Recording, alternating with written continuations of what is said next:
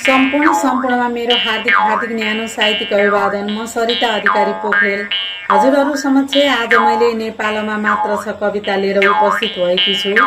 यो कविताको छन्द शार्दूल विक्रीडित।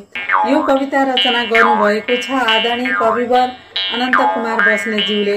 मैले वाचन गर्ने प्रयास गरेकी छु र कविता यसरी सुरु हुन्छ।